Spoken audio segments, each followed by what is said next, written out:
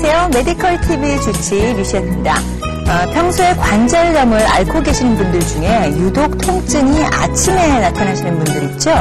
그런 분들은 염증성 관절염을 앓고 계실 확률이 상당히 높다고 합니다. 그런데 이 염증성 관절염의 경우에는 무릎뿐만이 아니라 전신의 증상이 나타날 확률이 크기 때문에 아주 시급한 치료가 중요하다고 하는데요. 오늘 메디컬 TV 주치에서는 바로 염증성 관절염의 치료 그리고 종류까지 모두 다 알아보도록 하겠습니다. 오늘 주제 염증성 관절염 화면으로 먼저 만나보시죠. 관절에 이상이 생기는 증상은 비슷하지만 다양한 원인으로 발병하는 관절염. 가장 극심한 고통을 느끼며 주로 아침에 통증이 찾아오면 염증성 관절염일 확률이 높다. 그중 가장 흔한 관절염은 류마티스 관절염으로 관절의 파괴와 변형을 초래한다. 사고화된 식생활로 인한 통풍성 관절염, 소아에게 자주 나타나는 세균성 관절염 등 그 종류만 해도 수십여 가지. 하지만 염증성 관절염을 방치할 경우 가장 큰 문제는 바로 전신질환과 합병증을 유발한다는 사실. 관절염이 발병했을 경우 원인을 찾고 그에 맞는 적절한 치료가 무엇보다 중요하다. 지금부터 염증성 관절염의 종류와 치료법에 대해서 알아본다. 오늘 메디컬 TV 주치 염증성 관절염의 종류와 치료 방법에 대해서 알아볼 텐데요. 저희 프로그램 시청하시다가 궁금증 있으실 때는 메디컬 TV 홈페이지죠. www.imeditv.com에 들어오셔서 남겨주시면 저희가 또 친절하게 답변 드리도록 하겠습니다. 자, 그러면 오늘 주제에 대해서 도움 말씀 주실 분 모시도록 하죠. 정형외과 전문의 서울성심병원의 이송 원장님이십니다. 원장님 어서 오세요. 네, 반갑습니다. 자, 오늘 저희가 이렇게 발음하기도 어려운 염증성 관절염에 대해서 알아볼 텐데, 저희 보통 일반 사람이 관절염을 앓고 있다는 것을 알 때 이 일반 관절염인지 염증성인지 어떻게 알 수가 있을까요? 아무래도 염증이니까 네. 좀 열이 납니다. 떳떳하죠. 아픈 쪽을 만지면 떳떳하고 붓고 네. 또 아프죠. 네. 아프고. 또 자꾸 좀 나은 듯 하다가 또 아프고 나은 듯 하다 아프고 반복되는데 네. 주무시고 나서 아침에 좀 많이 아프죠. 아침에 이거 밤새 좀 어느 정도 뒤척였는데 아침에 도저히 못 일어나겠다. 이러면 아마도 염증성 관절염을 의심하게 됩니다. 그 염증성 관절염 아주 여러 가지 원인들이 많이 있습니다. 네. 오늘 자세히 한번 알아보죠. 알겠습니다. 예. 준비되셨죠? 예. 네. 그럼 지금부터 이송 원장님의 강의를 한번 들어보도록 하겠습니다. 부탁드릴게요.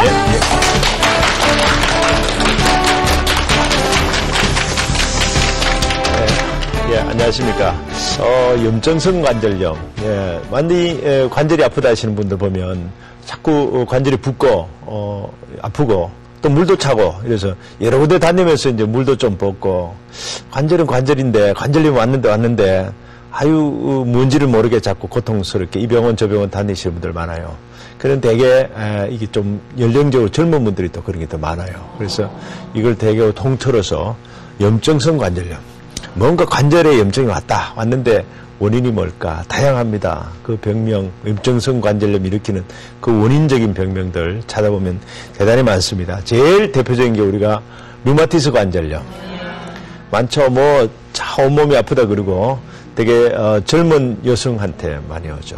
그리고 되게 양적성으로 자세히 오늘 또 말씀드리겠습니다. 그리고 그 다음에 아주 유소년기에 아주 청년기에도 이런 관절이 아파서 고생하는 특별한 병이 있어요. 그 연소기 류마토이드 관절염 그런 거 있고요. 또 자꾸 피부병이 자꾸 생기면서 관절이 아파요. 그래서 피부과 자꾸 다녔는데 이거 피부과로 가야 되는데 정형외과로 가야 되는데 왔다가 피부과 가면 정형외과 가라 그러고 정형외과 가면 피부과 그러고 왔다 갔다 하는 그런 피부병과 연관된 관절염. 또 실제로 관절에 어떤 그 민간요법 받다가 김증 생기는 수가 있어요. 이게 감염이 세균이 들어가는 거죠. 관절에 세균이 잘 안 들어가는데 들어가는 경우는 우리 몸 전체에 건강이 좀 악화돼가지고 면역이 떨어져가지고 우리 몸에는 백혈구라는 게 막 돌아다녀요. 웬만한 것 좀 이렇게 못에 찔려도 다 낫는 이유가 그 백혈구가 세균 다 잡아먹거든요. 근데 별거 아닌데 이렇게 그냥 염증이 확 관절에 생기는 거는 우리 면역, 백혈구의 기능이 떨어졌다는 거죠. 우리 몸을 지키는 그 병사들이 좀 빌빌하든지 약해져가지고 세균들은 못 잡아먹는 거예요. 방어를 못하는 거예요. 몸 전체에 면역이 떨어져서 감염성으로 세균이 실제로 침투돼서 오는 관절염이 있어요. 그건 겨우 그저 간단하게 생각하면 안 됩니다. 몸 전체 면역이 좀 떨어진 거 아닌가. 실제로 이제 요즘 암으로 항암 치료 받는 분들 많은데 그런 분들은 면역 억제제 같은 걸 쓰죠. 그런 분들 쉽게 또 이런 관절에 염증이 올 수가 있습니다. 그래서 감염성 관절염, 그리고 이제 세균이 들어갔다는 거죠. 그 외에도 이제 통풍이라 그래가지고 통풍 여러분 많이 들어보셨죠? 밤새도록 어디 가서 잘 놀고 또 남자분들은 또 술도 마시고 또 이게 딴짓하다가 아침에 집에 와서 자고는 막 아프다고 발가락 붙잡고 늘어지고 하는 분, 그게 다 통풍성 관절염이라고 그러죠. 또 그건 좀 가족력이 있습니다. 통풍 가게가 있습니다. 또 할아버지가 그러면 손주도 그렇고 좀 닮아가는 그런 통풍 가게가 있다는 사실이 있고요. 그와 비슷한 또 피부의 홍반성이라 그래서 이건 면역 질환입니다. 우리 몸의 면역 기능이 떨어져서 그 임파구 같은 게 변형이 일어나서 몸에 이렇게 얼굴도 붉고붉고해지고 관절이 막 부어지는 전체 큰 관절염 큰 털에 들어가는 홍반성이 아주 특별한 질환입니다. 그리고 골개사증, 뼈가 이유도 모르게 자꾸 상해 들어가는 그런 병들. 또 아주 20세 미만의 젊은 층에 있어서 류마티스 열이라 그래가지고요. 과거에 이것 때문에 굉장히 힘들어 했죠. 아이들이 막 관절이 붓고 열이 나고 몸이 막 39도, 40도까지 올라갑니다. 그런데 그런 류마티스 열, 관절부터 아픈 열이죠. 그건 그때 당시 적극적으로 치료받지 않으면 아주 평생 동안 신장염 같은 거 알아서 고생 많이 합니다. 그래서 이런 굉장히 그저 염증성 관절염이라 그래도 그 깊이 들어가면 그저 한 가지 병이 아니고 다양한 병이 그 안에 들어있다는 사실을 아셔야 됩니다. 그 가볍게 그냥 물이나 뽑고 다니자 이거는 이거 안 됩니다. 정확하게 원인이 뭔가 진단하고 찾는 것이 중요합니다. 자, 이제 먼저 류마티스 관절염을 좀 말씀드리면, 류마티스 관절염은 원인은 아직까지 정확하게 밝혀져 있지 않습니다. 첫 번째, 우리 면역 체계에 우리 관절을 싸고 있는 관절막의 활액세포라는 게 있어요. 그 활액세포의 역할은 우리가 무릎이든지 어디 관절이 쓰려고 그러면 안에 좀 미끌미끌해야 되죠. 윤활유가 나와야 되는 거예요. 윤활유가. 평생을 이렇게 움직여도 이렇게 삐걱거리지 않고 잘 쓰려고 그러면 미끌미끌한 그 윤활유가 나와야 돼. 윤활유를 생산하는 세포가 활액세포라는 거예요. 이 활액세포를 우리 몸의 면역이 이상해 와가지고 내 거 아닌가 보다 이렇게 착각하는 면역체계 이상이 생겨버리는 거예요. 그 면역체계 이상 생기는 원인이 한편으로 생각해보면 좀 유전적 소인도 좀 있고요. 또 한편으로 생각해보면 어떤 종류의 알지 못하는 바이러스 이런 것들이 우리 몸의 면역체제의 변형을 일으켰다. 실제로 류마티스 환자들을 그 관절액을 뽑아가지고 조사해보면 특정 바이러스가 발견되는 경우가 제법 높게 나오고 있습니다. 그래서 이거 어떤 바이러스 같은 감염 아닌가, 유전인지 아닌가, 면역체계 이상, 이 3박자가 어떻게 딱 맞아 떨어지면 이 류마티스 관절염의 증상을 일으키게 됩니다. 그래서 우리가 이런 질환을 되게 자가 면역 질환, 내 몸에 면역 이상으로 생긴 거다. 또 이게 증상은 되게 좀 이따 좀 더 자세히 말씀드리겠지만 아침에 아프고 관절이 붓고 이렇게 통증이 오고 남성보다 여성이 한 3배 정도 많습니다. 젊은 여성, 그것도 한 30, 50대 젊죠. 그런 때에 자고 나서 관절 아프다 그러고 덜러보 있고 이러면은 신랑이 되게 안 좋아하죠. 그 원인이 이제 이렇고요. 한번 볼까요? 아주 좀 심하게 진행된 류마티스 관절염 한번 볼까요? 되게 손에 다 많이 오죠. 또 양손 비슷하게 와요. 한번 보시면 양손 비슷하게 오고 무릎 관절 같이 오고요. 붓죠, 마디가. 그 발도 이렇게 심하게 오고 전체 오는 보면 양쪽이 비슷하게 대칭으로 와요. 한번 보세요. 양쪽 오른쪽 왼쪽 손 비슷하게 오른쪽 무릎이 오면 왼쪽 무릎 어깨가 오면 이렇게 양쪽이 대칭적으로 온다는 사실. 그래서 류마티스 다들 아시면 내가 양쪽이 대칭인가 아닌가 이것부터 생각하셔야 돼요. 대칭이 아니고 요 하나만 아프다. 그러면 아니에요. 되게 아니다. 되게 아니다 이러면. 자, 사진 한번 보시면 목 관절에도 올 수 있고요. 이렇게 엉덩 관절에도 올 수 있고 팔꿈치 관절, 또 손가락 마디가 많이 이렇게 비틀어졌죠. 이렇게 한쪽으로 휘게 비틀어집니다. 되게 어깨 관절에도 올 수 있고 이게 온몸 전신 모든 관절 우리 몸에 다 침범해서 올 수 있다는 것이 류마티스 관절의 특징입니다. 무릎 관절에 온 류마티스 관절을 MRI 촬영했습니다. 뼛속까지 이렇게 파고 들어갑니다. 관절뼈를 상하게 하죠. 아래 위로 금게 된 부위는 상한 부위입니다.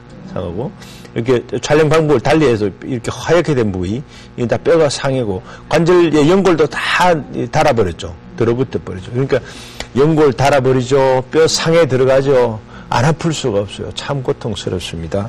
이런 병인데 이제 진단 기준을 한번 볼까요? 자, 제일 먼저 아침에 아프다. 그거보다 양쪽에 아까 말씀드리죠. 양쪽에 같이 온다. 오른쪽이 아프면 왼쪽도 아프고 같이 와죠. 손목 아프면 양쪽 손목 같이 와야 돼요. 한쪽 손목 아프면 아니라는 거예요. 이렇게 오고 되게 손 와요. 손이 안 오면 되게 아니다. 어디 발목만 아프다. 뭐 무릎 어깨만 아프다. 이건 아니라는 거예요. 그래서 다 손은 무조건 온다. 손이 온다. 그리고 이게 오른쪽 사진에서 보시면 뭐좀 이 불뚝불뚝하게 이렇게 결절이 생깁니다. 혹 같은 게 잔잔한 혹 같은 게 결절 류마티스 결절이라 그러면 류마티스성 결절이고요. 혈액 검사를 해보면 이제 피 검사해 보면 혈청 검사에서 류마티스 인자가 양성으로 나타나고 사진 찍어보면 아까 방사선 찍어보면 이러고 이런 한 7가지 기준에 4개 이상 4가지 이상이 있어야 되고 한 6주 이상 한 달 보름 이상 그런 증상이 있으면 야 이거 내가 류마티스인가 보다 이렇게 진단합니다. 되게 방송에서 이런 거 되게 해드리면 처음에 아침에 뻣뻣하다 요거만 기억하시고 아침에 자고 나면 웬만하면 다 뻣뻣해요. 다 류마티스인가 보다 뛰어가면 안 됩니다. 이렇게 한 7가지 중에 4가지가 한 달 보름 이상 있을 때 대칭적으로 있을 때 손을 침범할 때 이럴 때 아 류마티스 관절염이구나. 또 여성일 때 예. 이럴 때 이제 되게 남성분들도 이 방송 좀 보셔야 돼. 아, 내 섹시가 좀 그런다. 그러면 일어나서 병원 가보자. 이래야 되지. 자기 발로 잘 병원 안 가거든요. 진통제나 먹고 버티고 살림살이 바쁘다 보니까. 자, 이렇게 류마티스 관절염이 걸리면 요즘은 아주 치료 약물들이 많아요. 치료약이 많다는 건 뭐예요? 잘 안 낫는다는 거죠. 이 약제약 다 사본다는 거예요. 자, 근데 그것도 이 약제약 막 쓰면 안 돼요. 이것도 류마티스 치료도 1차 약이 있고 1차 약물이 있고 2차 약물이 있고 초기에는 1차 약물이에요. 가벼운 진통 소염제, 비스테로이드성. 예. 스테로이드는 자꾸 이제 2차적인 내과적인 합병증이 많습니다. 혈압 오죠, 당뇨 생기죠, 비만 생기죠. 이런 경우니까 정말 우리 싫어하는 거 다 따라와요. 그런 거 아닌 약물들을 주로 골라서 1차 약물로 좀 써봅니다. 류마티스라고 막 처음부터 왕창 심한 약 쓰면 안 돼요. 아주 가벼운 약 쓰면서 이게 정상을 완화시키고 적당한 운동하고 또 더운 모욕 자꾸 하고 되게 그 온천 일본에 가면 온천이 많은데요. 온천이 그래 온천 많은 데를 가면 그 나라는 또 류마티스가 많아요. 그게 참 재밌어요. 온천이 많게 해준 이유가 보니까 류마티스 치료하라고 말하겠나요. 우리나라는 날씨가 좋잖아요. 사계절이 뚜렷하고 여름철에 그렇게 습하지 않고 하다 보니까 류마티스 환자들이 우리나라는 잘 치료가 되는 셈이죠. 기후하고도 많이 관계 있다는 겁니다. 그 두 번째, 1차 약물로 잘 반응이 안 할 때 2차 약물이 있어요. 요즘 이게 아주 좋습니다. 항류마티스 제제. 우리 세균 들어가면 항생제 쓰잖아요. 항류마티스 제제. 류마티스 인자를 가라앉히는 약물이 개발이 됐어요. 이게 최근에 다 개발돼가지고 이거 잘 치료가 되고 있었어요. 그래서 류마티스 환자들은 참 과거에 고통 많이 받았는데 이 약이 개발되고 나서는 항류마티스 제제가 많이 다양하게 개발되고서는 이거 약물로 잘 치료된다. 그전에는 류마티스 치료 안 된다고 한 그 민간 치료 많이 하러 다녔는데 결국 고생 많이 했었죠. 근데 요즘은 이게 생기고 나서는 뭐 약이 사람을 고치는 시대가 됐다. 류마티스 약물. 이게 항류마티스 제제죠. 근데 가끔은 이런 약물로 치료 안 되는, 결국은 3차 약물로 가야 되는 경우가 있습니다. 3차 약물이 뭡니까? 아까 이야기하던 근본적인 관절의 그 윤활유를 만들어내는 활액세포 자체를 세포 독성물질을 써가지고 그 세포가 기능을 못하도록 가라앉히는 방법이죠. 되게 세포의 독성물질이라는 게 항암제 종류입니다. 3차 약물까지 가면 이제 항암제까지 있습니다. 지금 3차 약물에 소개된 것들이 거의 다 항암제 성분. 그래서 류마티스는 이렇게 1차, 2차, 3차 약물도 써야 되고 이런 약물을 써도 잘 해결되지 않는 경우는 결국은 수술이 필요할 수도 있다. 여기 보시면 수술도 뭐 한꺼번에 왕창 큰 수술을 하는 게 아닙니다. 초기에는 바로 그 활막세포, 이 윤활유를 만드는 그 활막세포들을 떼내버리면 되죠. 수술해가지고. 다 제거해버리면 그 면역이고 뭐고 다 없어져 버리는데